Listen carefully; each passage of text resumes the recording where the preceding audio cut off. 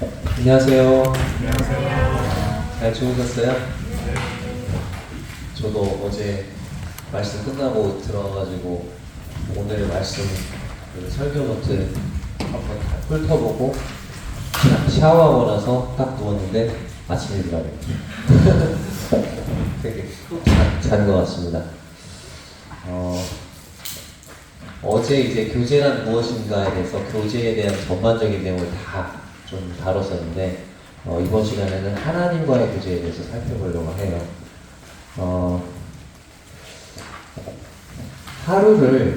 우리가 하루를 살아가는 데 있어서 하루를 준비하잖아요. 아침에. 근데 하루를 가장 잘 준비하는 비결이 뭘까요? 아마도 다른 사람의 얼굴을 대하기 전에 하나님의 얼굴을 대하는 것일 것입니다. 그래서 제가 아는 어떤 분은 아침에 하나님의 말씀을 대하기 전에는 절대로 집 밖으로 나가지 않는다. 그런 원칙을 세우셔서 말씀을 대해야 밖으로 나가셨다고 해요. 또 제가 아는 어떤 선교사님은 하나님의 말씀을 먹기 전에는 절대로 밥을 먹지 않는다. 그런 원칙을 세워가지고 매일매일 실천하셨다고 합니다. 그래서 자녀들 중에 아침에 말씀을 아직 안 읽었어요. 그러면 말씀을 읽을 때까지 아침밥을 안 줬다고 해요. 대단하죠? 출애굽기 16장에 보면은 이스라엘 백성이 하루 동안 그들을 지탱해 줄 하늘의 양식인 만나를 주어야 할 시간이 언제였을까요? 언제 만나를 주었을까요? 아침, 점심, 저녁 중에. 네, 아침입니다.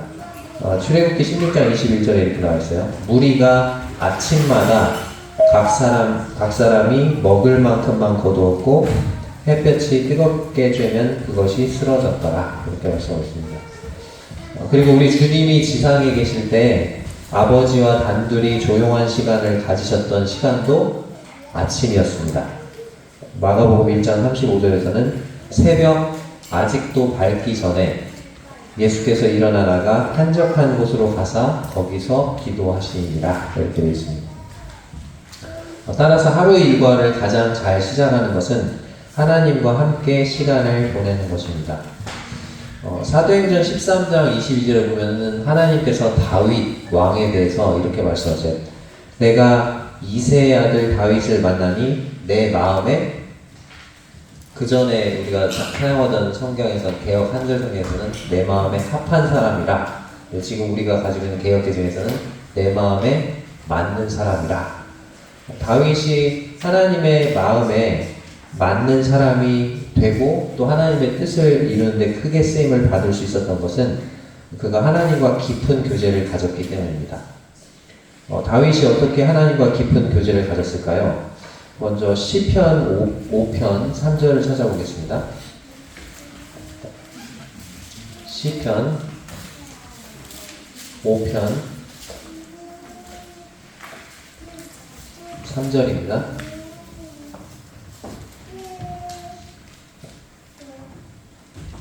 구약성경 806쪽입니다.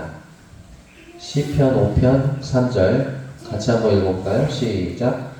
여호와여, 아침에 주께서 나의 소리를 들으시리니 아침에 내가 주께 기도하고 바라리이다. 자, 이게 3절에 보니까 하루 중에 어느 때가 나와 있어요? 아침이라는 단어가 보이죠? 아침에 다윗이 했던 일이 있어요. 아침에 뭘 했습니까? 주께서 누구의 소리를 들어요?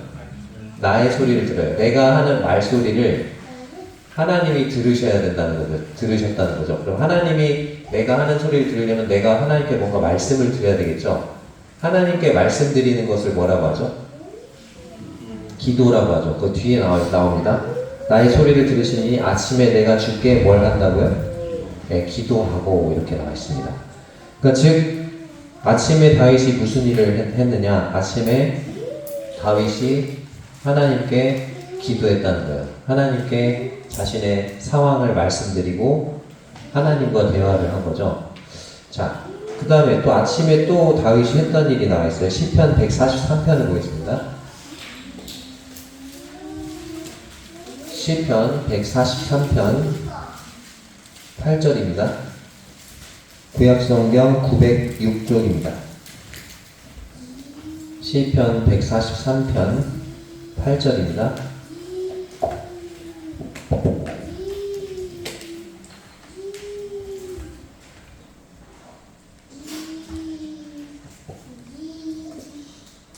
시편 143편 8절 같이 읽어볼게요. 시작.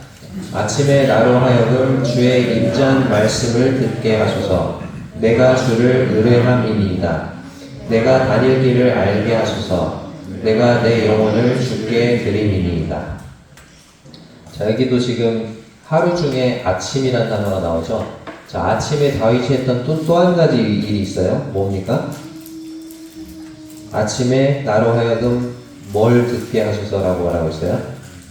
네, 주의 임자한 말씀을 듣게 하소서. 즉 다윗이 아침에 했던 또 한 가지 일이 있는데 그것은 하나님의 임자하신 말씀을 들었다는 거죠. 왜 그 하나님의 임자하신 말씀을 듣고자 했어요? 왜 하나님의 말씀을 듣고자 했죠? 내가 주를 의뢰하는, 내가 하나님을 의지합니다. 그러면서 하나님께 뭘 말씀하고 있어요? 어떻게 해달라고? 내가 다닐 길을 알게 해달라고. 그래서 하나님의 말씀을 듣는 시간을 가지면서 다윗은 하나님이 자신이 다닐 길을 인도해 주시기를 구했어요. 자, 방금 우리가 살펴봤던 그 두 가지 구절을 통해서 우리가 알 수 있는 것은 다윗은 아침에 하나님의 말씀을 듣는 시간을 가졌고 또 하나님께 자신의 상황과 처지를 말씀드리는, 즉 기도하는 시간을 가졌다는 거죠. 그래서 말씀과 기도, 이 두 가지, 이것은 아주 하나님과의 교제에 있어서 빼놓을 수 없는 두 축이죠. 가장 중요한 두 축인데 아버지와 아들이 대화를 나누면서 서로를 더 깊이 알아가고 친밀해지는 것처럼 하나님과 우리 사이의 교제에도 하나님의 말씀을 듣는 것과 또 하나님께 말씀을 드리는 것, 이 두 가지 모두 필요하다는 거죠. 그래서 하나님의 말씀을 듣고 또 내가 하나님께 말씀드리고, 대화가 일방적인 게 아니고 쌍방향으로 이루어지는 거죠. 그래서 일방적으로 하나님 말씀만 계속 듣는다든지 말씀만 계속 읽어요. 기도는 안 하고. 그거 안 좋은 거죠. 또 하나님께만 말씀드린다든지 기도만 하고 말씀을 또 안 읽는 거죠. 그러는 것은 건강한 교제의 관계가 아닙니다. 오늘은 특별히 하나님의 사람들 중에서 선지자 이사야를 만나서 선지자 이사야의 간증을 좀 들어보려고 해요. 이 이사야 선지자가 아침에 주님과 교제의 시간을 가졌더니 이러이러한 점이 유익하더라 라는 간증을 우리에게 들려줄 거예요. 그래서 이번 시간에는 아침 경건의 시간이 주는 유익이라는 제목으로 여러분과 함께 말씀을 교제하도록 하겠습니다. 오늘 살펴볼 성경 본문은 이사야서 50장 4절에서 11절입니다. 이사야서 50장 4절에서 11절입니다. 구약성경 1030쪽입니다.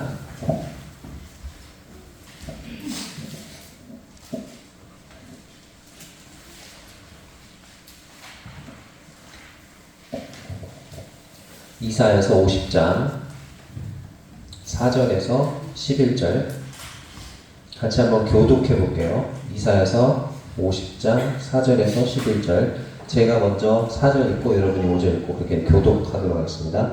제가 먼저 읽습니다. 주 여호와께서 학자들의 혀를 내게 주사 나로 곤고한 자를 말로 어떻게 도와줄 줄을 알게 하시고 아침마다 깨우치시되 나의 귀를 깨우치사 학자들 같이 알아듣게 하시도다. 주 여호와께서 나의 귀를 여셨으므로 내가 거역하지도 아니하며 뒤로 물러가지도 아니하며 나를 때리는 자들에게 내 등을 맡기며 나의 수염을 뽑는 자들에게 나의 뺨을 맡기며 모욕과 침뱉음을 당하여도 내 얼굴을 가리지 아니하였느니라. 주 여호와께서 나를 도우심으로 내가 부끄러워하지 아니하고 내 얼굴을 수치돌같이 굳게 하였으므로 내가 수치를 당하지 아니할 줄 아노라. 나를 의롭다 하시는 이가 가까이 계시니 나와 다툴 자가 누구냐? 나와 함께 설지어다. 나의 대적이 누구냐? 내게 가까이 나올지어다. 주 여호와께서 나를 보시니 나를 정죄할 자 누구냐?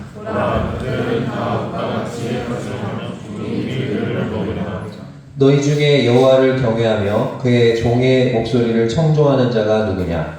흑암 중에 행하며 빛이 없는 자라도 여호와의 이름을 의뢰하며 자기 하나님께 의지할지어다.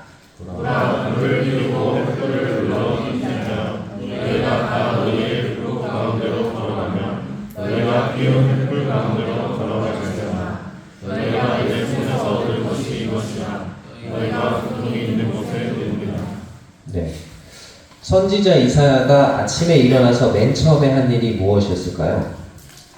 그것은 바로 하나님과 조용히 사귐의 시간을 갖는 일이었습니다. 4절 후반부에 보면 하나님께서 아침마다 나를 깨우치시되 나의 귀를 깨우쳐 주셨다. 이렇게 간증하고 있어요.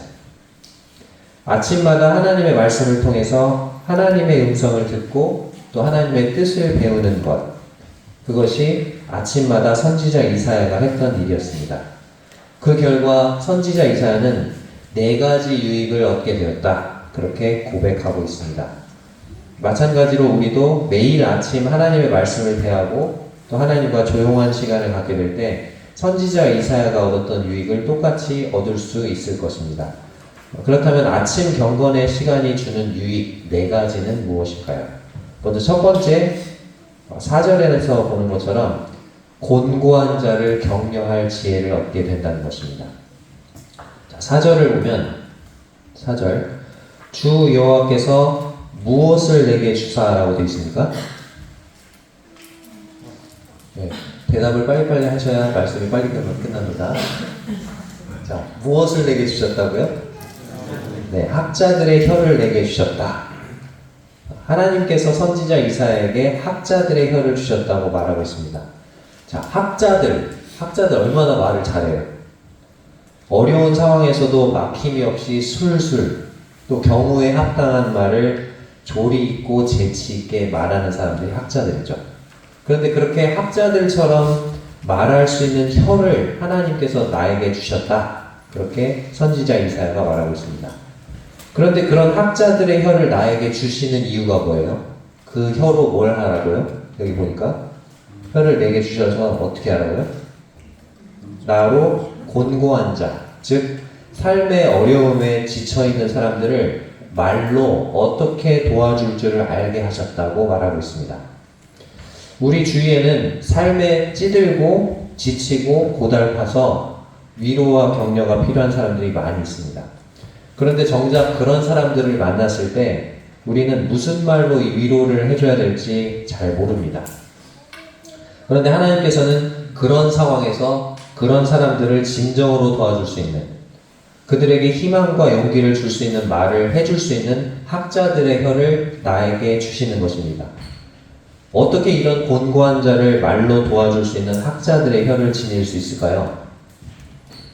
주님과의 아침 교제에서 받은 하나님의 말씀이 나에게 학자들의 혀를 주는 것입니다. 아까 본 것처럼 4절 후반절에서 본 것처럼 선지자 이사야는 주 여호와께서 아침마다 깨우쳐 주시는 음성을 들었습니다. 그리고 나의 귀를 깨우쳐 주셔서 학자들 같이 알아듣게 하시는 하나님의 말씀을 대했습니다. 이처럼 매일 아침 하나님의 말씀을 대했을 때 선지자 이사야는 그날 만나는 사람들을 말씀으로 격려해 줄 수 있었던 거예요. 영적으로 곤고한 자들을 하나님의 말씀으로 세워줄 수 있었습니다. 권면이 필요한 자들에게 하나님의 권면의 말씀을, 그리고 하나님의 약속이 필요한 자들에게 하나님의 약속을 증거해 줄 수 있었습니다. 우리도 마찬가지로 선지자 이사야처럼 아침마다 하나님의 말씀을 대할 때 학자들의 혀를 지닐 수 있게 됩니다. 위로가 필요한 성도들을 말씀으로 위로해 줄 수 있고 또 격려가 필요한 성도들을 말씀으로 격려해 줄 수 있습니다. 이 세상에서 아무런 희망을 발견하지 못하는 구도자들에게는 영생의 소망에 관한 말씀을 증거해 줄 수 있습니다. 아침에 하나님을 대하며 듣고 받았던 말씀이 오늘 하루를 살아가면서 나에게 힘이 될 뿐 아니라 다른 사람들에게도 힘을 줄 수 있는 것입니다. 아침에 아버지 하나님과의 교제를 통해서 다른 성도들을 격려할 수 있는 다정한 말을 알려주실 때에야 비로소 우리는 다른 성도들과의 교제를 바르게 가질 수 있습니다. 하나님과의 교제가 바르게 이루어지지 않는다면 성도들과의 교제에 문제가 발생하게 되죠. 성도들에게 다정한 말, 격려해주는 말이 나가는 대신에 원망과 불평의 말, 또 거친 말이 나가게 됩니다. 이 자리에 있는 여러분들, 아침에 하나님의 말씀을 대하시기 바랍니다. 그러면 여러분들도 학자들의 혀를 갖게 될 것입니다. 그리고 곤고한 자를 말로 어떻게 도와줄 줄 아는 지혜를 하나님께서 주실 것입니다. 자, 이제 주님과의 아침 교제가 주는 유익 두 번째를 살펴볼 텐데요.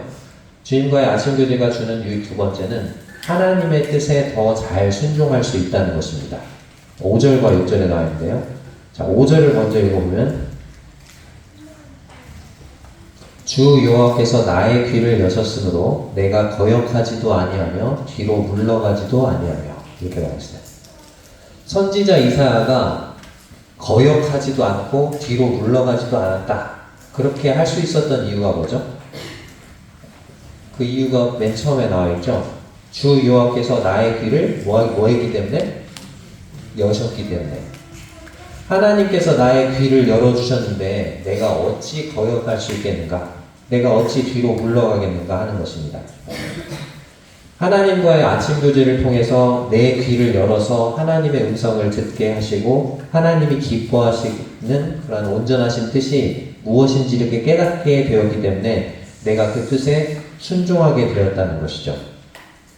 여기 지금 거역한다라는 표현과 뒤로 물러간다는 표현이 나오는데 거역한다는 건 뭐죠?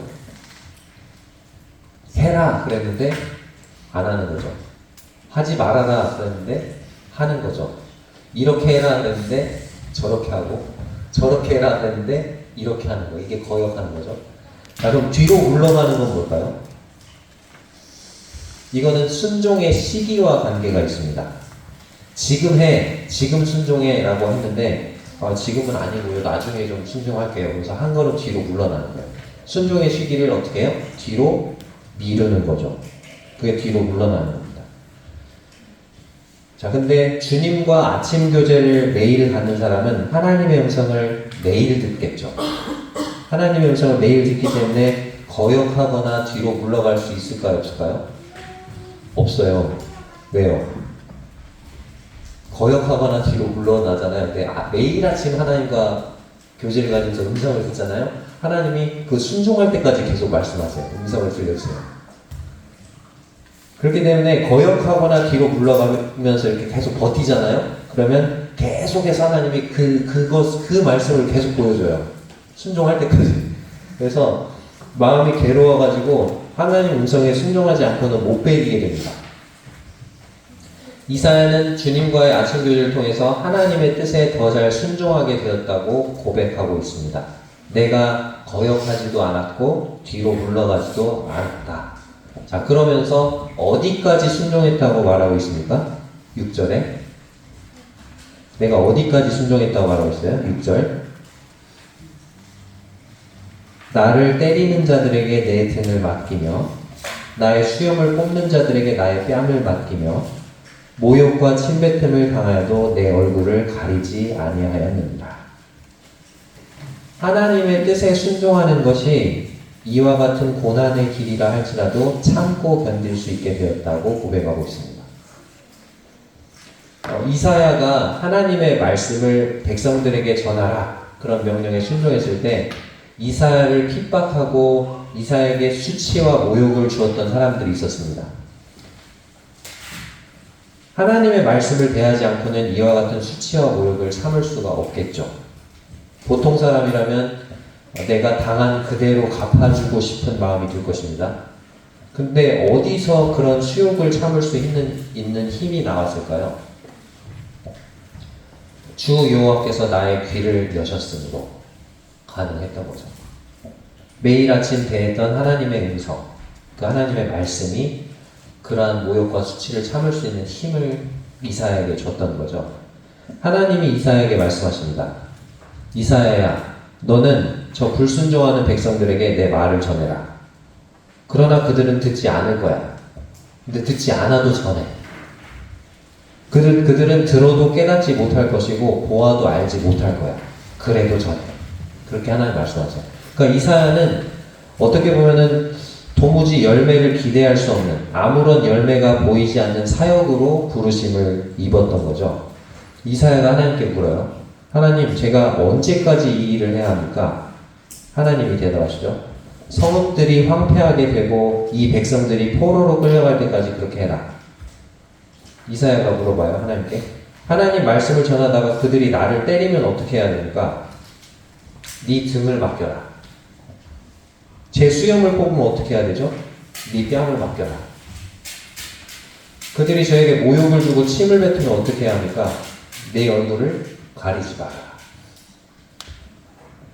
그렇게 하는 것이 하나님의 뜻이라는 것을 알았기 때문에 이사야는 하나님의 뜻에 온전히 순종할 수가 있었습니다. 비록 그 말씀에 순종하는 것이 고난의 길이라 할지라도 참고 견딜 수가 있었던 거죠. 그런데 이 이사야가 당했던 고난이 누가 당했던 고난과 비슷하죠? 네, 예수님이시죠? 예수님. 여기 지금 이사야서 50장에 나오는 이 여호와의 종은요, 이사야 자신을 가리키는 동시에 예수 그리스도를 나타내고 있어요. 예수님도 하나님 아버지의 뜻을 아셨기 때문에 거역하지도 뒤로 물러나지도 않으셨죠. 그리고 모든 고난과 수치와 모욕 앞에 자신의 등과 뺨과 얼굴을 맡기셨습니다. 그리고 죽기까지 아버지의 뜻에 순종하셨죠. 자, 예수님은 어떻게 하나님의 뜻을 아셨나요? 선지자 이사야가 그랬던 것처럼 예수님도 어떻게 하셨어요? 네, 새벽 아직도 날이 밝기 전에 매일 아침 하나님과 친밀한 교제를 나누셨기 때문입니다. 예수님은 아무리 바쁘고 피곤하고 분주한 일정 가운데서도 매일 아침 아버지와 교제하는 시간을 거르지 않으셨어요. 예수님은 아버지의 뜻이 무엇인지 너무나 잘 아셨고 항상 아버지의 뜻을 행하시기를 즐겨하셨어요. 자, 이 자리에 계신 분들께 질문을 드리겠습니다. 누가 아버지의 마음을 잘 알까요? 1번, 아버지와 자주 대화하는 아들. 2번, 어쩌다 한 번씩 전화하는 아들. 누가 아버지의 뜻을 더 잘 알까요? 1번, 대답을 잘해주시네. 빨리 끝내라고. 감사합니다. 네, 아버지와 자주 대화하는 아들이겠죠. 그 아들이 아버지의 심정을 더 잘 이해하고 아버지가 기뻐하는 뜻이 무엇인지를 가장 잘 아는 아들입니다. 그리고 그 아들이 아버지가 기뻐하는 뜻을 행할 것입니다. 성도님들, 아버지 하나님과 아침 교제를 매일 가지십시오. 그러면 하나님이 기뻐하시고 온전하신 뜻이 무엇인지 알게 되고 그 뜻에 더 잘 순종할 수 있게 됩니다. 자, 이제 세 번째, 주님과의 아침 교제가 우리에게 주는 유익 세 번째는 하나님의 도우심에 대한 확신과 담대함을 얻게 된다는 것입니다. 7절에서 9절까지 나왔는데요. 7절에서 9절을 살펴보면 계속해서 반복되는 말이 있어요. 뭘까요? 자, 7절 반복되는 말을 제가 읽어볼게요. 7절, 주 여호와께서 나를 어떻게 하신다고요? 도우심으로 라고 되죠. 8절, 나를 의롭다 하시는 이가 가까이 계시니 이렇게 되죠. 하나님이 내 곁에 계신다는 거예요. 그리고 나를 뭐라고 하신다고요? 의롭다. 의롭다는 말은 옳다. 네가 옳다. 내 곁에서 말씀해 주시는 거죠. 그러니까 나를 변호해 주고 계시고 내 편에서 나를 돕고 계신 거죠. 돕는 거예요. 이것도. 9절. 9절은 보라, 주 여호와께서 나를 뭐라고요? 도우시리니 이렇게 나왔죠. 돕는다. 내 곁에서 나를 도와주고 나를 변호하고 그런 말이 계속 반복되고 있어요. 이사야 선지자는 하나님이 나를 돕고 계신다고 확신하고 있어요. 그래서 매우 담대했습니다. 여기 나와 있는 이 선지자 이사야의 어조는 확신에 가득 차 있고 매우 담대한 어조입니다. 따라서 7절에서 9절을 읽을 때는 소심하게 읽어서는 안 돼요. 주 여호와께서 나를 도우시고 이렇게 하면 안 돼요. 여기를 읽을 때는 아주 강하고 담대하게 읽어야 됩니다. 제가 한번 다시 읽어보겠습니다. 7절에서 9절. 주 여호와께서 나를 도우심으로 내가 부끄러워하지 아니하고 내 얼굴을 부싯돌같이 굳게 하였으므로 내가 수치를 당하지 아니할 줄 아노라. 나를 의롭다 하시는 이가 가까이 계시니 나와 다툴 자가 누구냐? 나와 함께 설지어다. 나의 대적이 누구냐? 내게 가까이 나올지어다. 보라, 주 여호와께서 나를 도우시리니 나를 정죄할 자 누구냐? 보라, 그들은 다 옷과 같이 헤어지며 좀이 그들을 먹으리라. 강하고 담대한 어조를 읽어야 됩니다. 자, 근데 이 7절에서 9절을 이렇게 쭉 읽다 보니까 어디에서 본 것 같지 않아요? 이 구절? 어디랑 약간 비슷하지 않아요? 신약에서? 신약 성경 어디랑 비슷하죠? 나를 의롭다 하신 이가 가까이 계시니 나와 다툴 자 누구냐? 나를 정죄할 자 누구냐? 어디서 본 것 같지 않아요? 딱 이렇게 물었을 때 바로 답이 탁 튀어나와야지 빨리 끝나는데 큰일 났어요. 버퍼링이 걸리고 있어요 지금. 어디죠? 네, 로마서 8장이잖아요. 한번 찾아보겠습니다. 로마서 8장. 로마서 8장 31절에서 39절입니다.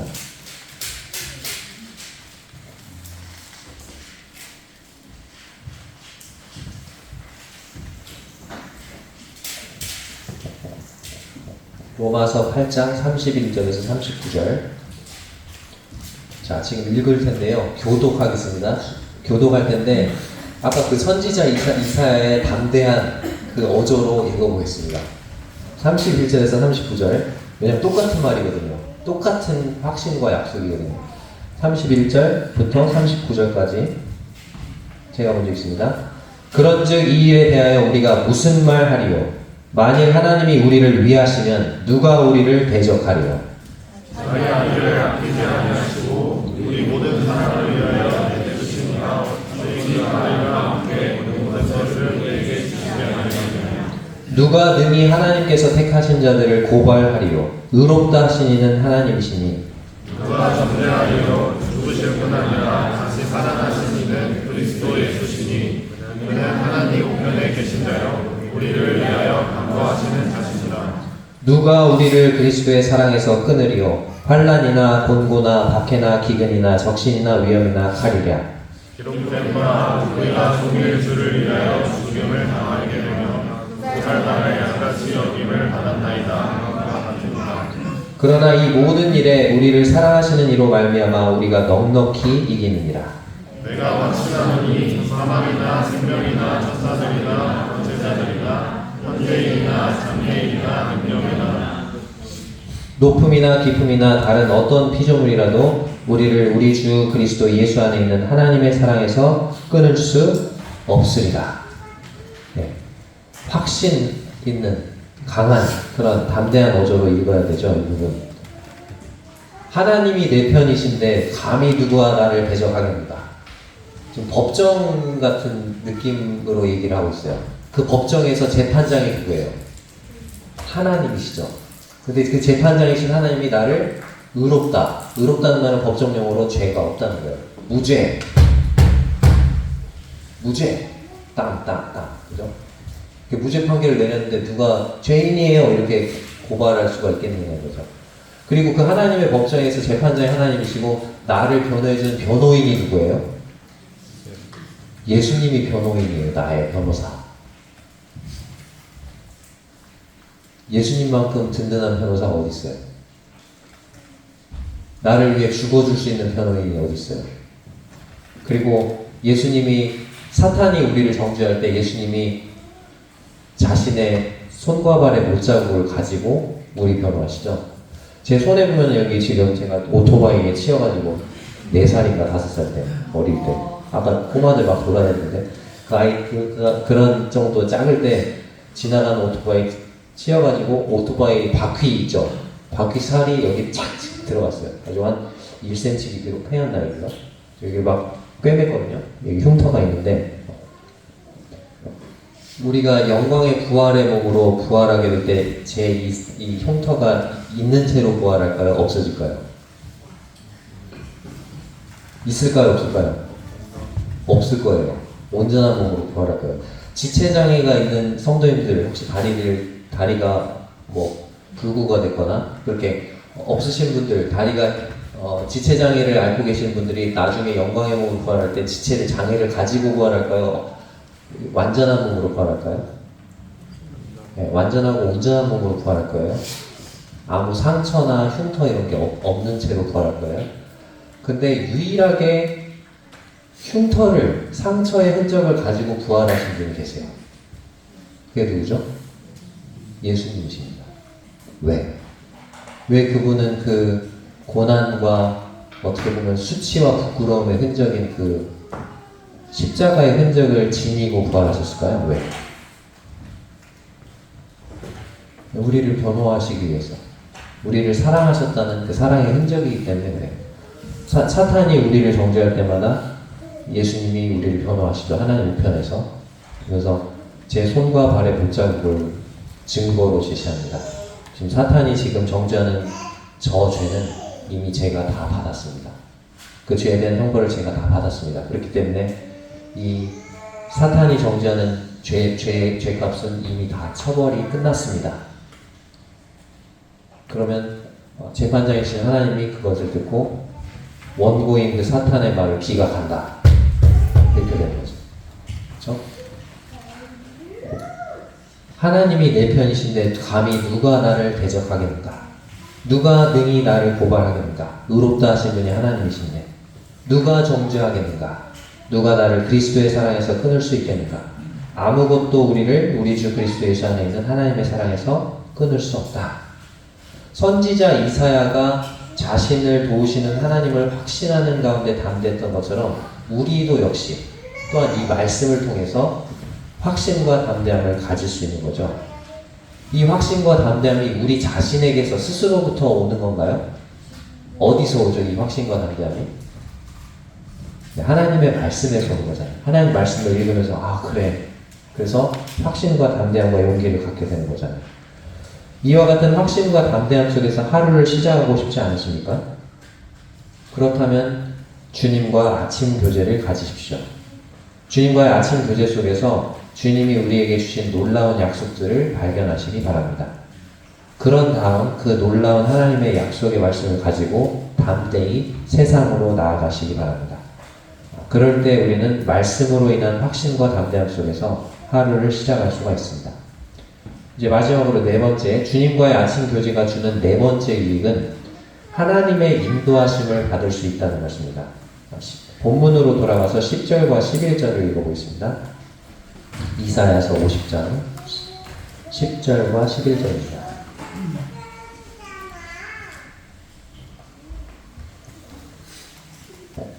이사야서 50장 10절 11절 같이 읽어볼게요.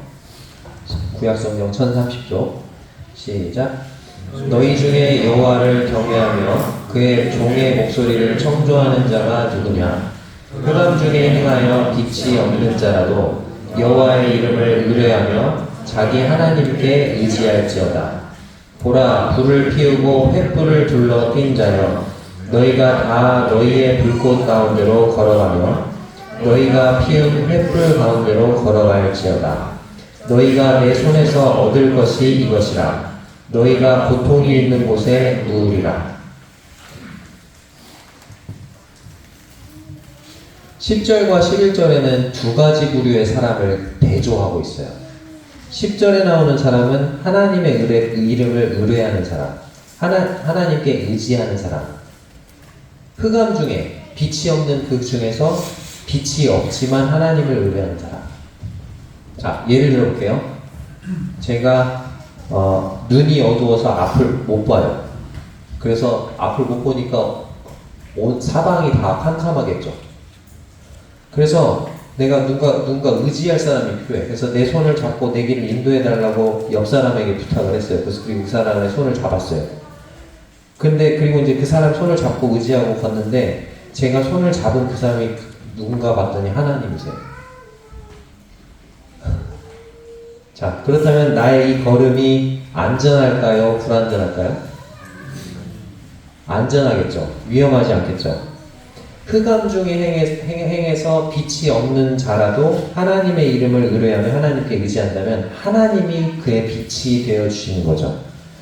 그래서 그는 하나님의 인도함을 받게 될 것입니다. 그런데 11절에는 다른 부류의 사람이 나와요. 자, 이 사람은 어떤 사람입니까? 불을 피우고 횃불을 둘러 띈 자죠. 자기가 손수 불을 피워가지고 횃불을 들고 있는 사람이에요. 자, 이 사람은 어떤 사람입니까? 그래, 어두워? 어두워? 그래, 내가 불 켜면 되지. 불을 막 피워. 그래가지고 횃불을 들, 내 횃불을 들면 되지. 나는 다른 누구의 손도 안 잡아. 하나님의 도움, 인도 필요 없어. 나는 내가 갈 길, 내가 밝혀. 그러면서 자기가 손수 만든 불로 횃불을 들고 가는 거죠. 자, 이 사람은 어떻게 됩니까? 뭐라고 말씀하고 있어요? 너희가 다 너희의 불꽃 가운데로 걸어가며 너희가 피운 횃불 가운데로 걸어갈지어다. 하나님이 이렇게 말씀하시죠. 그래? 너희가 한번 너희가 피운 횃불 가운데로 한번 걸어가 봐라. 하나님의 인도하심이 필요 없다고 생각하는 너 자신만의 방법으로 네 길을 한번 헤쳐가 봐봐. 그 결과 그들이 얻는 것이 무엇이죠? 너희가 내 손에서 얻을 것이 이것이다. 너희가 뭐가 있는 곳에 눕는다고요?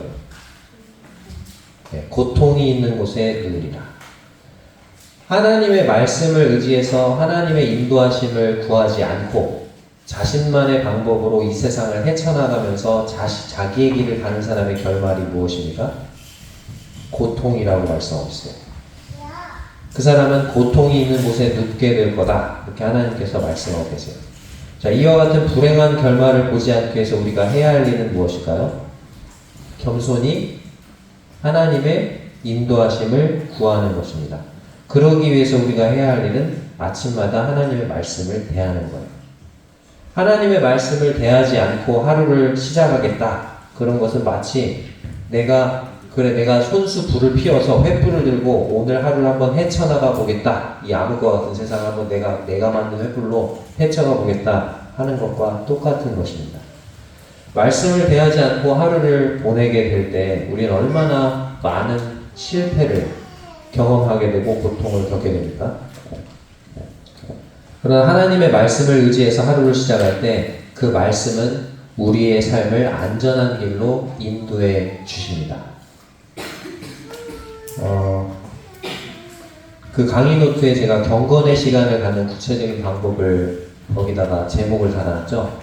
자, 한 번씩 보겠습니다. 자, 첫 번째, 경건의 시간 가질 때 그 순서인데요. 여러분들 너무나 잘 알고 계시겠지만 다시 한번 상기해 보겠습니다. 자, 첫 번째, 경건의 시간을 갖는 구체적인 방법. 첫 번째는 성령의 도우심을 구하십시오. 다른 사람들에게 방해를 주지 않는 범위 내에서 소리를 내어 기도하십시오. 여러분에게 말씀해 주시고 또 그분의 임재를 나타내 주시기를 하나님께 구하시기 바랍니다. 성령님은 이 성경의 저자이시죠. 그리고 모든 성경은 그 성령님의 감동으로 쓰여진 거예요. 그래서 분명하게 말씀을 깨달을 수 있도록 이 말씀을 조명해 주시는 분이 성령님이세요. 그렇기 때문에 성령님의 도우심을 구하시면서 기도하십시오. 말씀 읽기 전에. 자, 두 번째는 이제 말씀을 읽어야 되겠죠. 말씀을 듣는 것으로 시작하십시오. 하나님께서는 말씀을 통해서 자신을 우리에게 알려주시고자 합니다. 그러므로 우리는 귀를 기울여서 오늘 나에게 주시는 말씀이 무엇인가를 들어야 합니다. 그러기 위해서 우리가 할 일. 먼저 주어진 본문을 소리내어 한 3번 정도 반복해서 읽으십시오. 이것은 하나님의 말씀을 듣고자 하는 겸손한 마음, 그리고 하나님의 말씀의 권위를 인정하는 또 정성스럽게 읽을 때 우리의 마음을 집중시킬 수 있는 방법이 됩니다. 영적으로 소화할 수 있는 분량 이상으로 성경을 너무 많이 읽지 않도록 하시기 바랍니다. 아침 경건의 시간에는 보통 한 단락, 제가 살펴본 게 이게 한 단락이잖아요. 한 단락 또는 한 장이면 충분합니다. 세 번째, 그분의 성품을 찾아보십시오. 말씀을 이렇게 읽고 묵상하는 가운데 본문에 나타난 그 하나님의 성품, 하나님은 어떤 분이신가? 성부 하나님, 성자 하나님, 성령 하나님이 어떤 분이신가에 대해서 나타내고 있는 부분에 밑줄을 그어가면서 하나님의 성품을 찾아보세요. 그리고 그 말씀에 나를 비춰서 하나님의 명령과 약속, 그리고 고백해야 할 죄, 실천해야 할 행동이 무엇인가를 묵상해 보시기 바랍니다. 네 번째, 구체적으로 적용하십시오. 적용이 없는 말씀 묵상은 열매를 맺지 못하는 나무와 같습니다. 반드시 말씀을 통해서 나에게 구체적으로 적용해야 할 바를 노트에 한번 적어보시기 바랍니다. 예를 들어서 오늘 말씀을 묵상을 했는데 전도하라 그랬어요. 전도를 열심히 해야겠다. 이렇게 쓰지 마시고 내 주변에 요즘 전도할 대상이 누군지를 떠올리는 거예요. 그리고 구체적으로 그 사람 이름을 쓰는 거죠.